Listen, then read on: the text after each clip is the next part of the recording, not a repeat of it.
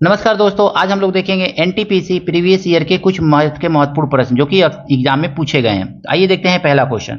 विज्ञान की परीक्षा में परीक्षार्थियों द्वारा प्राप्त अंकों का माध्य कितना है। माध्य निकालने के लिए हमें क्या करना पड़ेगा, सभी अंकों का योग निकालना पड़ेगा। तो सभी अंकों का योग कितना होगा दोस्तों, तो यहाँ पे जोड़ लीजिए। 9 1 10 10 2 12 12 8 20 20 4 24 24 25 26 26 6 32 32 32 33 34 34 और 6 40 40 2 42 42 और 8 42 और 8 50 50 2 52 52 का लिख लीजिए। 2 बचा 5 5 4 9 9 3 12 12 5 17 17 18 19 20 21 21 5 26 26 6 32 32 33 34 35 36 36 और 5 41 45 45 और 9 54 54 4 58 59 60 61 62 62 और 9 62 9 71 71 6 77 77 और 5 77 78 79 80 81 82। तो ये आ गया आपका 82, 822 आ गया। अब देखेंगे कुल संख्या कितनी है, तो 1 2 3 4 5 6 7 8 9 10 11 12 13 14 15 15 ठो है, तो 15 लिख लीजिए। अब इसको कट कीजिए तो कितनी बार में कटेगा, तो अगर मैं इसको काटेंगे ना तो 3 से पहले काटिए। 3 दूनी 6 7 8 3 7 21 22 3 चौको 12 और 3 पचे 15। अब 5 से काटिए तो 5 पचे 25 26 27 24 5 चौको 20 और 5 वठे 40 यानी 54.8। इसका माध्य कितना आएगा दोस्तों, 54.8। ऑप्शन नंबर कौन सा है, तो 54.8 ऑप्शन नंबर ए इसका सही है। इस प्रश्न में कहा गया है सरलीकृत कीजिए। -4.6 लिख लीजिए साफ साफ, -4.6 गुणे -4.6 ब्रैकेट हटा रहे हैं और ये है भग्गा। इसको सॉल्व करेंगे ना तो कितना आएगा, -4 आएगा। 4.6 में से 0.6 माइनस कर देंगे, -4 आएगा। 4 से भाग दे दीजिए इसको, तो -4.6 गुणे -4.6 और बट्टा कितना आ गया इसके नीचे, इसी के नीचे आएगा। ये चाहे मल्टीप्लाई है तो सबके नीचे लिख लीजिए, यहाँ पे 4 ही लिखिए। 2 दूनी 4 2 दूनी 4 और 2 तिहाई 6, यही तो आएगा ना। अब फिर देखेंगे तो इसको सॉल्व कीजिए, यानी कि ये कितना है आपका 2 है, तो 2 से इसको काटिए। 2 दूनी 4, यहाँ पे भी माइनस याद रखिएगा, और 2 तिहाई 6। एक माइनस से एक माइनस कट कर दीजिए क्योंकि यहाँ पे माइनस में ही आया था ये, इज इक्वल टू 23 का 23 में मल्टीप्लाई कीजिए तो ये आ जाएगा माइनस, यहाँ पे दशमलव है। 3 3 9, 3 दूनी 6 6 12, 2 दूनी 4 1 5, कितने अंक पे, 2 अंक पे दशमलव लगेगा। तो यही आपका आंसर हो जाएगा 5.29। ऑप्शन नंबर ए इसका सही है। इस प्रश्न में कहा गया है कपड़े के 4.5 मीटर की कीमत 60 सही 3/4 है। प्रति मीटर कपड़े की कीमत ज्ञात कीजिए। प्रति मीटर कह रहा है तो मीटर से इसमें भाग दे देंगे, यानी इतने मीटर कपड़े के दाम इतना है तो इतना 1 मीटर कपड़े का दाम पूछ रहा है। तो सीधा सीधा हम क्या करेंगे, 60 सही 3/4 में हमको भाग देना है किससे, 4 सही 1/2, ऐसे 4 0 0 3 हो जाएगा और 4 छके 24, 243/4।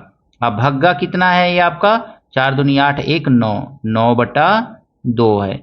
अब इसको सॉल्व करेंगे अगर मैं आगे तो हमको क्या मिलेगा, 243/4 और गुणे 2/9, ऐसे लिख सकते हैं। 2 दूनी 4, 9 दूनी 18 और 9 सत्ते 63, कितना आ गया ये, तो 27/2 आ गया। इसको काट दीजिए तो 2 एकन्ने 2, 2 तिहाई 6, 1 7/2, तो इतना आ जाएगा आपका, इतना रुपया। 1 मीटर कपड़े का दाम कितना आ जाएगा, 13 सही 1/2 रुपया। ऑप्शन नंबर बी इसका सही है।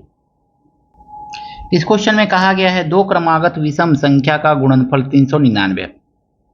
पहली संख्या मान लीजिए कि x होगा, तो दूसरी संख्या क्या होगा, x + 2 मान सकते हैं, ठीक है ना। ये क्रमागत विषम संख्या है। विषम संख्या पूछे तो भी पहली संख्या x मानेंगे, दूसरी संख्या x + 2। सम संख्या पूछे तो भी ऐसे ही मानते हैं। इन दोनों का गुणनफल कह रहा है 399 है दोस्तों।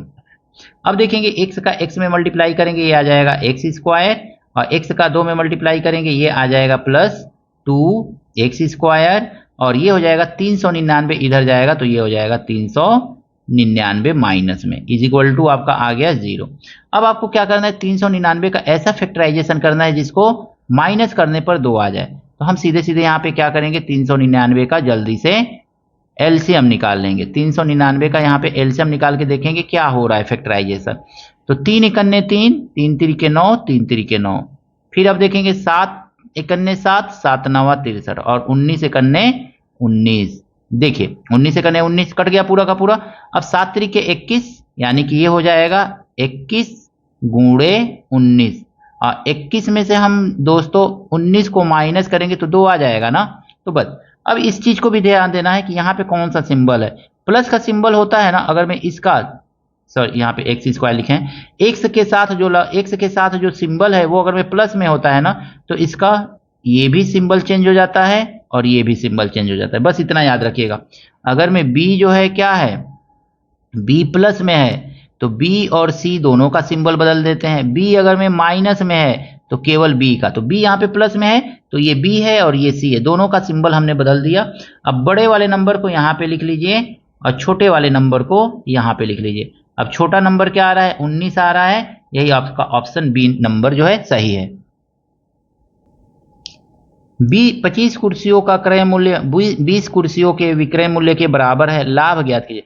25 कुर्सियां खरीद के लाया, अब 20 बेचा, तब तक उसको पूरा का पूरा दाम निकल गया। अब 5 कुर्सी का फायदा होगा ना, तो 5 कुर्सी का उसको फायदा हो रहा है।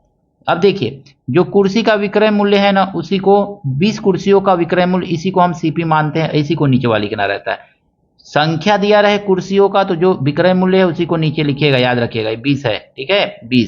20 कुर्सियों का विक्रय मूल्य को सीपी मानते हैं। अब 25 कुर्सियों का क्रय मूल्य, तो 25 को हम एसपी मानते हैं, याद रखिएगा इस बात को। अब मल्टीप्लाई कर लेंगे यहाँ पे हम 100 से, 20 पचे 100 और 5 पचे 25, यानी कितने का लाभ हो गया, 25% का उसको लाभ हो गया। ऑप्शन नंबर सी दोस्तों। क्वेश्चन में कहा गया एक व्यापारी अपने सामान को क्रय मूल्य से 20% अधिक अंकित, सबसे पहले यहाँ पे लिख लेंगे ना सीपी, अंकित कर रहा है मतलब एमपी, और बेच रहा है उसको छूट दे रहा है, छूट देने के बाद बेच दे रहा है मतलब एसपी। कितना अंकित किया होगा, मान लीजिए 100 रुपया अंकित किया गया। 20% अधिक मूल्य अंकित करता है, 100 रुपया में खरीदा होगा, 20% अधिक अंकित करता है यानी कि 120 रुपया में वो क्या कर रहा है, उसका दाम लिख दे रहा है। अब इस पर क्या कर रहा है, 5% की छूट देता है, तो 120 पर 5% का छूट का मतलब हो गया 95/100 उसका दाम हो जाएगा। सॉल्व कीजिए, कट गया, 2 छक्के 12 और 2 पचे 10, अब 5 से काटिए तो 19 बार में ये कट जाएगा। 19 छक्के 114, 100 रुपए की वस्तु को 114 रुपए में बेच रहा है, तो सीधा सीधी देख रहे हैं 14 रुपए का फायदा हो रहा है। क्योंकि 100 रुपए पर 14 रुपए का फायदा हो रहा है तो 14% का उसको फायदा हो रहा है। ऑप्शन नंबर 20 का सही है दोस्तों। क्वेश्चन में कहा गया है वार्षिक रूप से संयोजित 12% प्रति वर्ष 2 वर्ष 4 महीने के लिए 7,500 पर निकटतम राशि का चक्रवृद्धि ब्याज ज्ञात कीजिए। सबसे पहले हम क्या मालूम करेंगे, मिश्रधन मालूम कर लेंगे। तो 7,500 पर 2 वर्ष तो सीधे सीधे है, तो 12 का निकालेंगे अगर मैं, तो 12% का निकालेंगे तो 12% बट्टा 100 12/100 लिख सकते हैं। काटेंगे कितना आ जाएगा, 4 तिहाई 12 और 4 दूनी 8, 4 पचे 20, यानी 25 और 3 28। तो यहाँ पे मल्टीप्लाई करेंगे 28/25 सीधा सीधा, और गुणे 28/25 यहाँ पे कर लेंगे 25।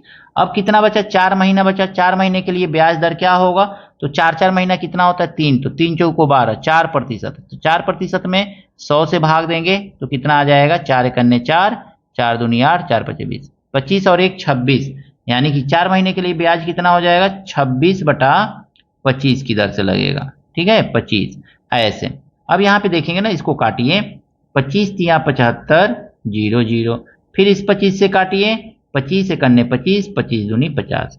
अब इसका पूरे का मल्टीप्लाई कर लीजिए दोस्तों, तो इस पूरे का मल्टीप्लाई करके 25 से जब भाग देंगे ना तो कितना आ जाएगा आपका, तो ये आ जाएगा आपका 9 7 8 4.32 आ जाएगा। इसको कैलकुलेट कर लीजिएगा, मल्टीप्लाई करके देख लीजिएगा, इतना ही आएगा। ये हमको ए मिला, तो हमको सी आई मालूम करना है ना, तो सी आई के लिए हम देखेंगे ए में से 9 7 8 4.32 में से किसको माइनस करना है, 7,500 को माइनस करना है। 7,500 को माइनस कर देंगे तो कितना आ जाएगा, 2 2 8 4.32। निकटतम पूछ रहा है तो इसको हटा दीजिए, तो 2 2 8 4, ऑप्शन नंबर ए इसका सही है।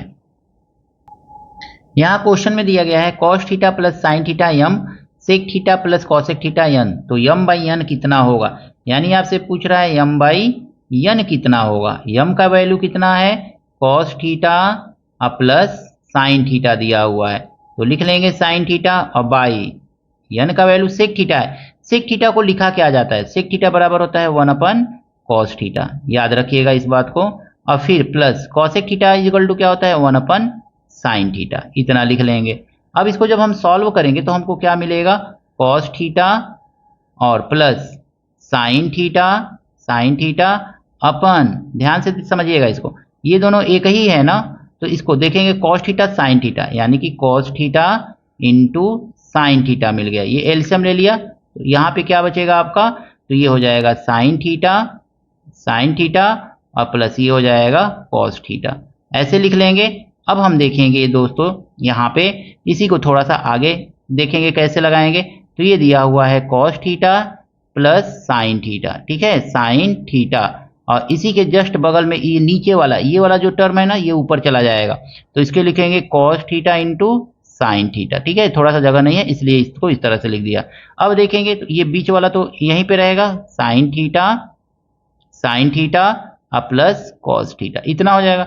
कॉस थीटा साइन थीटा से ये cos theta sine theta cancel हो जाएगा, बचा क्या आपका, तो बचा है आपका cos theta into sine theta, यही तो बचा है ना, यही आपका आंसर होगा। आंसर अब देख लीजिए कौन सा आया है, कॉस थीटा साइन थीटा या साइन थीटा कॉस थीटा, तो cos theta sine theta option number 1 जो है इसका सही है दोस्तों। इस क्वेश्चन में कहा गया एक्स वाई जेड कार्य को पूरा करने में 18 दिन का समय लेते हैं। एक्स अकेले कार्य को, देखिए एक्स जो है अकेले कार्य को कितने दिन में कर रहा है, तो 36 दिन में कर रहा है। वाई अकेले कार्य को कितने दिन में कर रहा है, तो ये 60 दिन में कर रहा है। और कह रहा है कि X plus Y plus Z तीनों मिल जा रहे हैं, तो कार्य कितने दिन में हो रहा है, तो 18 दिन में हो रहा है। तो इस तरह से ये दिया हुआ है सबका एक एक दिन का कार्य और तीनों का एक दिन, मतलब 18 दिन में काम कर ले रहे हैं, तो सबका काम करने का दिन दिया हुआ है, कितने कितने दिन में काम को करेंगे। अब हम क्या करेंगे, तीनों का एलसीएम निकालेंगे, 18, 36 और 60 का, 18, 36, 60 का एलसीएम निकालेंगे तो हमारा लगभग 360 आएगा, यही आएगा 360। अब 360 आ गया ना, अब आपको क्या करना है, देखना है कि ए कितने दिन में काम को करता है, सॉरी एक्स कितने दिन में काम को करता है। तो 36 से 360 को भाग, 360 ये पूरा काम आया है तो भाग देंगे तो आएगा 10 दिन में, यही तो आएगा ना। अब अगर मैं 360 से इसको भाग देंगे तो वाई का काम हमको निकल जाएगा कितने दिन में, 6 के 36, 6 दिन में। और तीनों मिलकर के काम को कितने एक दिन में कितना भाग करेंगे, तो 18 दूनी 36 यानी कि 20 भाग करेंगे। देखिए ए जो है, सॉरी ए बार बार आ रहा है, एक्स जो है 10 भाग एक दिन में काम करता है, वाई जो है 6 भाग एक दिन में काम करता है, और तीनों जो है 20 भाग एक दिन में काम करते हैं। तो हम यहाँ से पता कर सकते हैं कि ये दोनों कितना काम किए मिल करके, तो ये 16 भाग काम कर दिए। तो यहाँ पे जेड जो है कितना काम करेगा, तो 20 में से 16 को घटा दीजिए, तो 20 में से 16 को घटा देंगे तो हमारा 4 भाग काम जो है जेड के द्वारा किया जाएगा। अब एक दिन में 4 भाग करता है तो 360 भाग करने में जेड को कितना समय लगेगा, तो 360 में आप क्या कीजिए 4 से भाग दे दीजिए, 4 9 36, 90 दिन का समय लगेगा।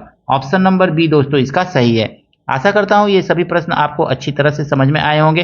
कहीं कोई त्रुटि है, गलती हुई है, जरूर कमेंट करके अवगत कराइएगा। मिलते हैं नेक्स्ट वीडियो में नए प्रश्नों के साथ। Thank you, best of luck.